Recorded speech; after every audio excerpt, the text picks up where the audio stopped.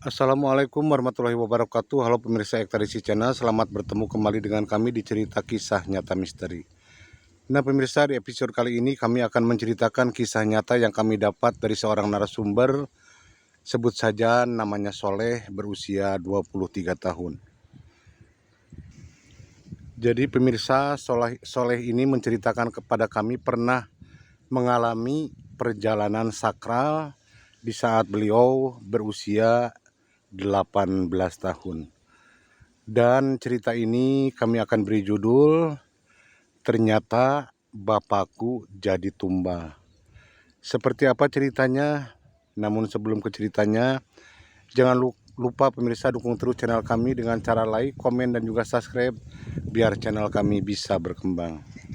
Seperti apa ceritanya, dan inilah ceritanya.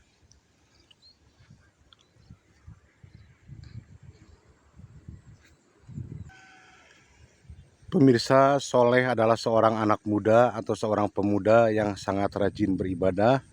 Saat itu memang Soleh dididik keras oleh bapaknya yang bernama Muslih. Dididik tentang agama, dididik tentang kepribadian, dan dididik tentang pelajaran di sekolahnya. Nah pemirsa, Soleh sendiri terlahir dari seorang bapak bernama Muslih dan ibunya bernama Cicih. Nah, di saat Soleh berusia 17 tahun, Soleh itu tiba-tiba, atau bapaknya Soleh itu bernama Muslih itu tiba-tiba meninggal dunia secara mendadak. Padahal bapak Muslih tersebut tidak punya riwayat penyakit. Namun di saat bapak Muslih tersebut meninggal dunia dengan mendadak, ada yang mengatakan kalau Pak Muslih itu terkena serangan jantung, ada yang mengatakan terkena angin duduk, dan tidak sedikit yang mengatakan kalau Pak Muslih tersebut jadi tumbal oleh tuannya sendiri. Kenapa kematian Pak Muslih? Banyak yang mengatakan kalau Pak Muslih itu dijadikan tumbal atau ditumbalkan oleh tuannya atau oleh majikannya. Karena kebetulan pemirsa, Muslih ini atau Pak Muslih ini bekerja di salah satu perusahaan di bidang peternakan ayam. Dan lokasi majikannya tersebut memang tidak terlalu jauh dari daerah Soleh sendiri atau dari daerah Pak Muslih sendiri. Dan Pak Muslih adalah seorang karyawan yang sangat jujur, yang sangat baik dan sangat dipercaya oleh majikannya tersebut. Namun entah kenapa, jadi si majikannya tersebut sangat menyayangi Pak Muslih. Bahkan tidak jarang si majikannya tersebut memberikan tip kepada Pak Muslih, bahkan beda dengan karyawan yang lain. Dimana kalau kepada karyawan yang lain, majikannya tersebut tidak terlalu baik, tidak terlalu loyal. Namun kepada Pak Muslih, si majikannya tersebut sangatlah baik dan sangatlah loyal. Jadi meninggalnya Pak Muslih itu menjadi perbincangan. Hampir semua warga di daerah Pak Muslih tersebut mengatakan kalau memang Pak Muslih itu ditumbalkan oleh majikannya sendiri. Kepergian Pak Muslih selain membuat sedih para tetangga-tetangganya dan warga sekitar, terutama sangat membuat sedih untuk keluarganya sendiri, yaitu istrinya dan Soleh, anak sematawayangnya atau anak satu-satunya Pak Muslih yang sangat disayanginya. Jadi saat itu Soleh tidak terlalu menggubris omongan warga atau omongan tetangga kalau bapaknya itu dijadikan tumbal. Soleh hanya berpasrah dan berdoa, apapun cara yang diambil atau yang diberikan oleh Tuhan, Soleh selalu berpikiran atau selalu mendoakan semoga bapaknya tersebut diterima di sisi Allah Subhanahu wa Ta'ala dan juga ditempatkan di surganya Allah. Itulah harapan Soleh ketika bapaknya meninggal dunia. Meskipun banyak yang mengatakan kalau bapaknya itu ditumbalkan oleh majikannya. Namun Soleh saat itu tidak bisa berbuat apa-apa, dan lagi pula meskipun memang benar bapaknya ditumbalkan, Soleh tidak bisa berkutik atau tidak bisa berdaya karena tidak mungkin Soleh melabrak ataupun menghakimi si majikan bapaknya yang sudah menumbalkan bapaknya tersebut. Soleh hanya bisa pasrah dan bisa mendoakan semoga bapaknya baik-baik saja di alam sana. Nah pemirsa, setahun setelah meninggal bapaknya Soleh, yaitu Bapak Musli, barulah Soleh mendapatkan jawaban yang datangnya dari Allah Subhanahu wa Ta'ala. Dan kejadian itu Soleh alami ketika berusia 18 tahun. Soleh itu memang anak yang sangat taat beribadah.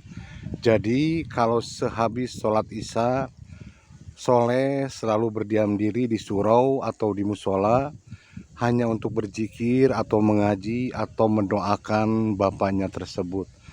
Nah saat itu sekitar pukul 11 malam, Soleh sehabis mengaji dan juga mendoakan bapaknya, membacakan Yasin dan lain sebagainya.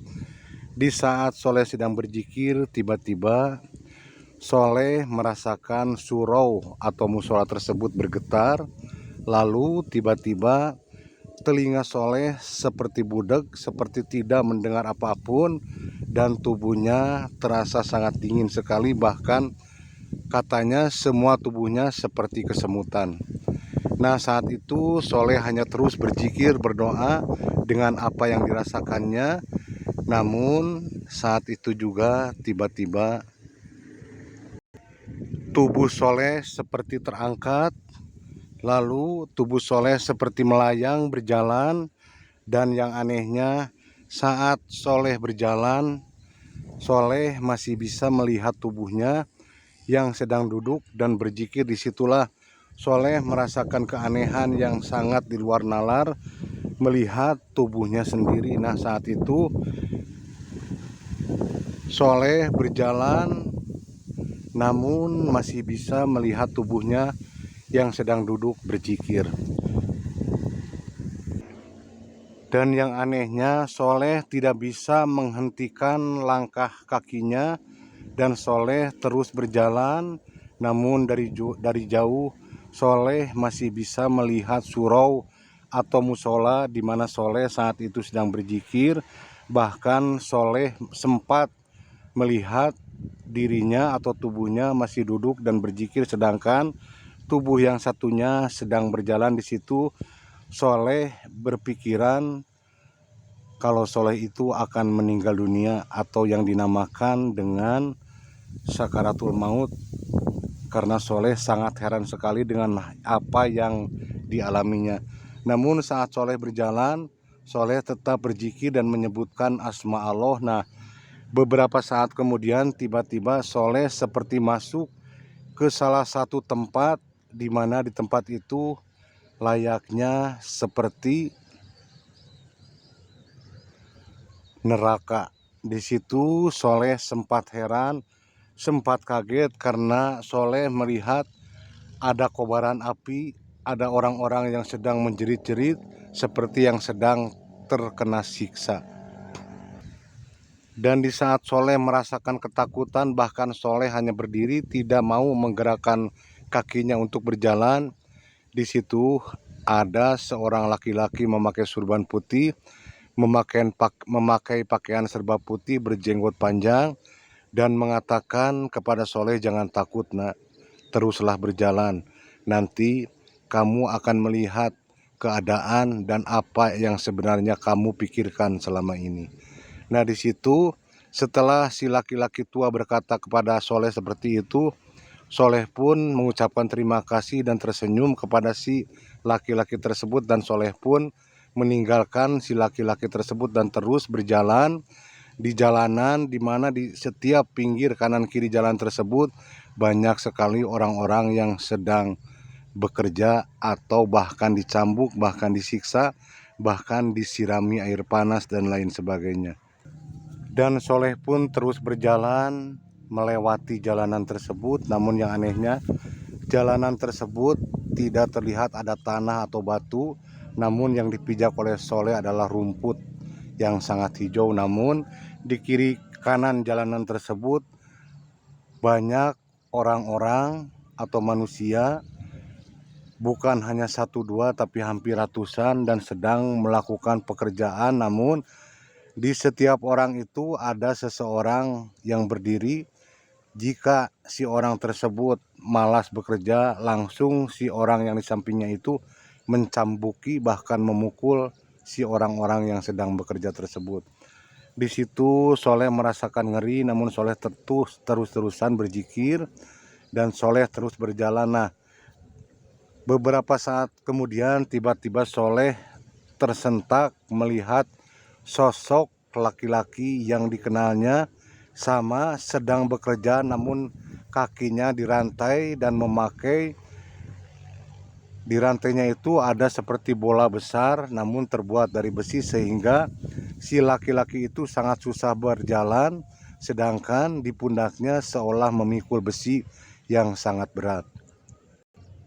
Dan Soleh pun berusaha mendekat untuk mengenali si sosok laki-laki tersebut, karena Soleh merasakan kalau wajah si laki-laki itu tidak asing. Dan ternyata pemirsa, disitulah Soleh melihat bapaknya yang bernama Musli sedang diperlakukan seperti itu.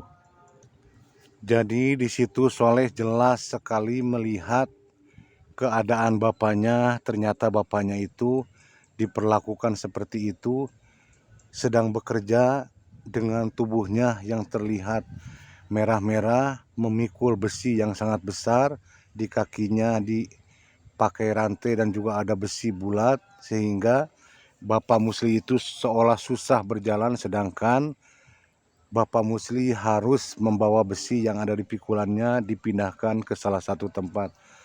Di situ Soleh memperhatikan bapaknya itu tidak bisa berkata-kata, hanya meneteskan air mata, tubuhnya bergetar. Namun yang anehnya saat Soleh memanggil bapaknya tersebut, berkali-kali Bapak Musli itu tidak melihat atau tidak menengok ke arah Soleh. Disitulah Musli seperti tidak mempedulikan kehadiran anaknya yang bernama Soleh. Nah, di saat Soleh merasakan kebingungan dan ingin sekali Soleh mendekat ke bapaknya tersebut, namun di situ di sekitaran jalan itu memang ada pagar berduri yang tidak bisa Soleh lewati, karena memang jalanan itu sangat tinggi, sehingga kalau mau mendekat ke arah bapaknya Soleh harus turun dulu, dan itu pun susah, tidak mungkin untuk dijangkau. Nah, di situ Soleh menangis setelah memperhatikan, setelah melihat, dan setelah mengetahui kalau selama ini bapaknya digosipkan atau banyak yang mengatakan kalau bapaknya jadi tumbal. Ternyata itulah jawabannya, dan ternyata benar, memang bapakku jadi tumbal karena yakin ini bukan di alam neraka. Nah, di saat Soleh merasakan kebingungan, tiba-tiba si laki-laki tua yang memakai jubah putih dan memakai surban tiba-tiba mendekat ke arah Soleh sambil menepak pundak Soleh dan mengatakan, "Soleh anakku, itulah keadaan bapakmu. Namun jangan sedih, karena bapakmu bukan di alam neraka. Bapakmu hanya dijadikan tumbal oleh manusia rakus, manusia serakah." Nah, di situ Soleh merasa kaget mendengar ucapan atau penjelasan dari si laki-laki yang memakai baju serba putih dan bersorban putih itu. Nah, di saat Soleh mau menengok ke arah si baju yang serba putih, tiba-tiba si laki-laki tersebut sudah menghilang. Setelah si laki-laki yang bersorban putih itu menghilang, Soleh tetap diam di tempat tersebut memperhatikan bapaknya yang sedang dalam siksaan. Di situ Soleh terus menangis, terus memohon kepada Allah untuk menyelamatkan bapaknya. Dan saat itu tiba-tiba Soleh merasakan matanya gelap, tidak melihat apa-apa lagi, bahkan keadaan di situ pun berubah menjadi hening. Dan di saat Soleh sadar, ternyata Soleh sedang duduk di surau atau musola di mana Soleh tadi sedang berzikir. Di situ Soleh sangat tersentak kaget dengan apa yang barusan dialaminya, perjalanan sakral yang sangat di luar nalar, sebagai jawaban dari Allah Subhanahu wa Ta'ala untuk Soleh, di mana selama ini Soleh merasakan bingung dengan meninggalnya bapaknya Soleh sendiri. Lalu Soleh pun menceritakan apa yang dialaminya kepada ibunya, dan ibunya menangis sangat sedih sekali, menangis terisak-isak. Namun ibunya selalu berdoa semoga bapaknya cepat diangkat oleh Allah Subhanahu wa Ta'ala ke alam barzah atau ke alam baka, bukan berada di tempat hukuman pesugihan. Nah, di situ Soleh mulai percaya kalau memang pesugihan itu ada dan tumbal itu benar-benar terjadi atau benar-benar ada, dan itu dialami oleh bapaknya Soleh sendiri. Dan setelah kejadian itu Soleh berharap semoga Allah secepatnya memberikan imbalan atau balasan kepada orang yang sudah menumbalkan bapaknya tersebut, dan berharap semoga bapaknya kelak kalau benar-benar sudah meninggal dunia atau diambil oleh Allah Subhanahu wa Ta'ala, semoga bapaknya ditempatkan di surga yang layak, di tempat yang layak di sisi Allah Subhanahu wa Ta'ala. Amin. Nah, pemirsa, itulah kisah yang dialami Soleh, dan Soleh menceritakan ini kepada kami sambil menangis.